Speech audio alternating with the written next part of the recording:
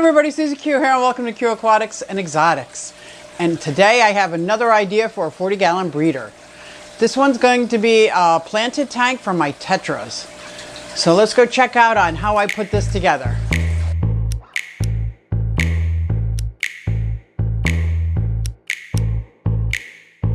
This tank used to be a 40-gallon breeder that housed 4 blue dolphins and 2 frontosas. So they're getting an upgrade to a 55-gallon tank, and I am bringing together all the Tetras throughout my house.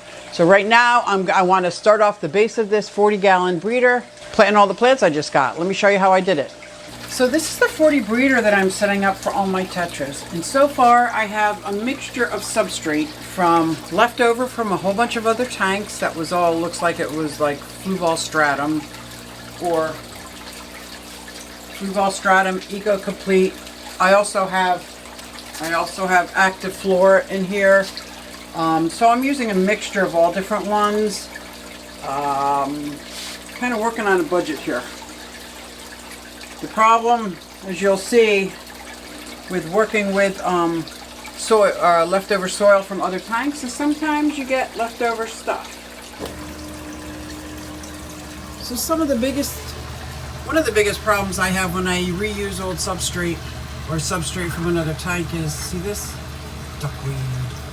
I thought I had rinsed it off, but let me tell you, that stuff is insidious. So the first thing I'm going to put in here are my plants. No, I have the perfect piece of driftwood I want to put in here, but I can't fit it in with this. So I'm thinking I might have to move all this stuff over. Tell me this wouldn't be the perfect piece of driftwood in a tank like this. Oh, even like that. So I just have to be able to see if I can get it in. Wish me luck. I'm going to unplug from here and plug into here. Okay. Wish me luck that this works. It doesn't always work when I switch plugs around, so here we go. I'm going to count to 10. Not that it matters. Everything's stuck. That plugs into itself. Okay. Can't have it plugging into itself. Can't get there from here.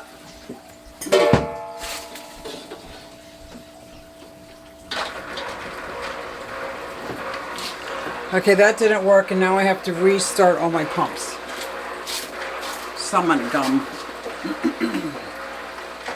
This one might start on its own. 20 minutes later, yeah. Note to self, don't do that again. Can you help me for a second? You have to lift anything. I'm going to remove the shelf.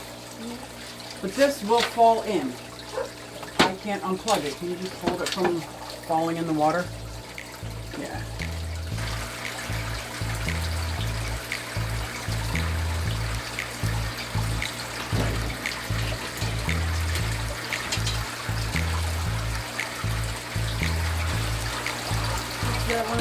I would love to say that was easy, but that wasn't. But thank you. But I really like this with it because there's going to have a lot of small fish in here too. There's going to be a lot of Tetras we'll be able to swim in and out of it. So let me start with the water wisteria. There was one part that had a huge root system. I'm going to make sure that gets into the ground.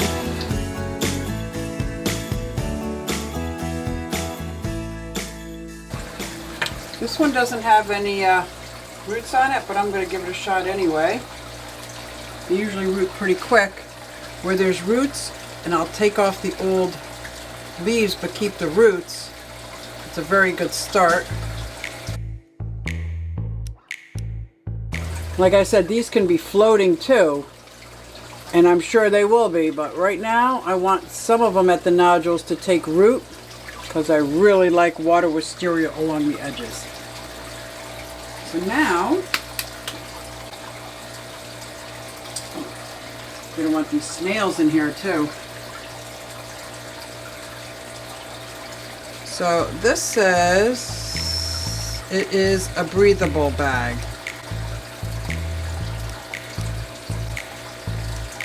So I'm going to take it out. We got some pearl weed. We got guppy grass. So we got these bacopa. I'm going to put half in my CO2 tank, half over here. I'm going to put them right around the sponge. And then these are the immersed plants. I'm going to expect to die off. So I'm going to kind of want to watch them up front a little bit. I am moving one or two of these into my terrarium because they're already immersed grown. Vivarium, Lavalier, etc. Now we're going to wait and see how these fill in. I do have some floaters I want to scoop out. So I'm going to finish filling it with water. So I don't know if you see what I'm doing. What I start by doing is sucking out some water. The reason I'm doing is that to fill the line so that there's no air holes. So that when I do turn the water on, it's going to hit down here and it's not going to splash. A little bit of safe. Right here. Just a little dab will do it.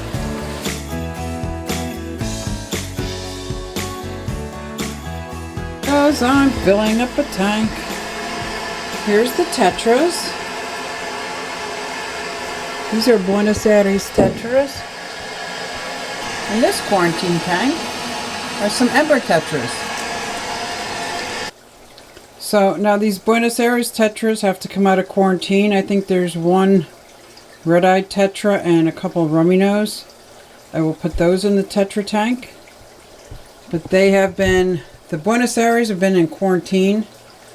And then I moved the rummy nose Tetras down last night, which doesn't look like one of them made it. I see two. And there's a red-eyed Tetra that was from that mismatched tank, the Oddball tank. So I'm going to move those over to the Tetra tank as well. I just moved the Ember Tetras. Let's go take a look. So here's how it's looking right now. And these are with all the plants that I just got in and a piece of driftwood. And I've added the Ember Tetras.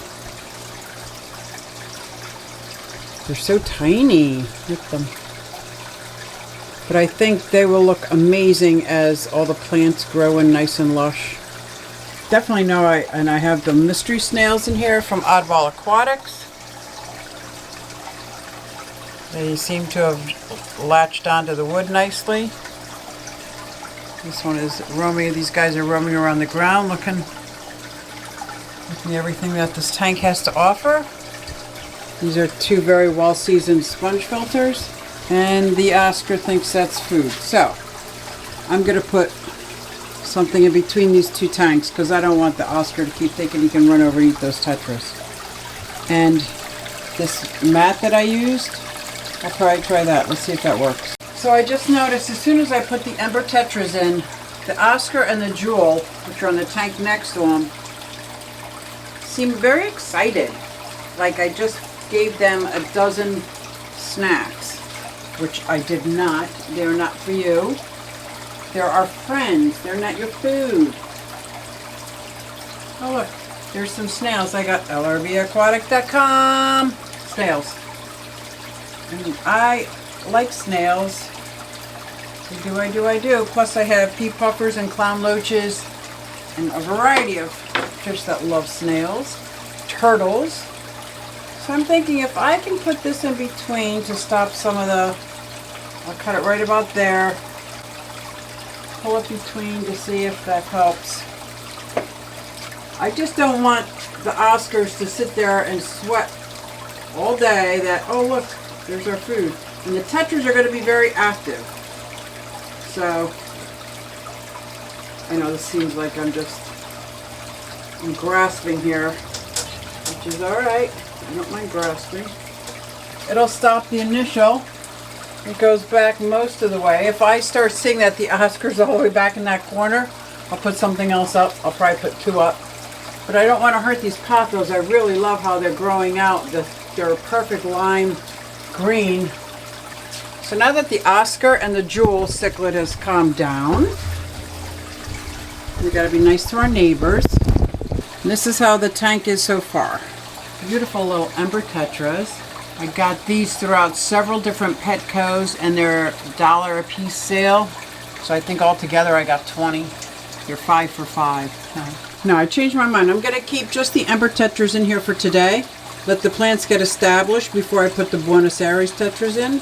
So the other plant I want to add in here on this side, I wanted to like fill in this part, is one of my Amazon swords. So I'm going to go grab it. It's floating in my angelfish tank. I'm going to go grab it and put it over here. I'm going to try to stuff the roots down here and see if I can get it growing up. And this came up from that tank upstairs as well, but I had to tear down to bring down here. And I'm going to try to get this in and underneath back here. Man, I love getting my hands wet. And I'm thinking a nice dragon stone on this side pointing upwards. I think I have just the rock.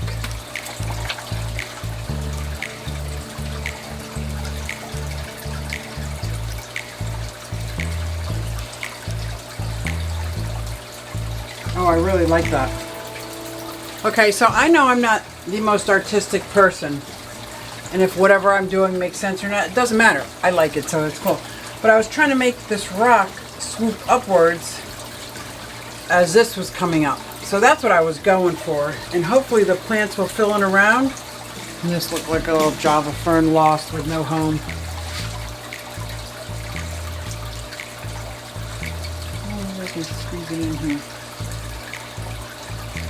Maybe I could squeeze it in one of these little notches.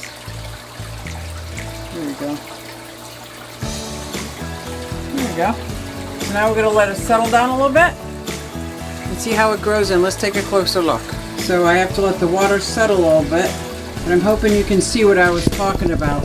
This rock, I was trying to get it to swoop up to a point to that and down. That's where I was going with it, but I don't think it's swooped enough. I might have to tilt it up a little bit more. Oh, I can't wait for these plants to start growing in. I love how these Tetras look too. What do you guys think? And thanks for checking out this 40-gallon breeder Tetra tank.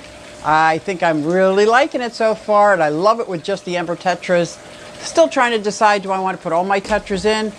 Pretty sure I do. So if you have an opinion, or if you've ever combined all different kinds of Tetras, I'd love to hear about it in the comments below.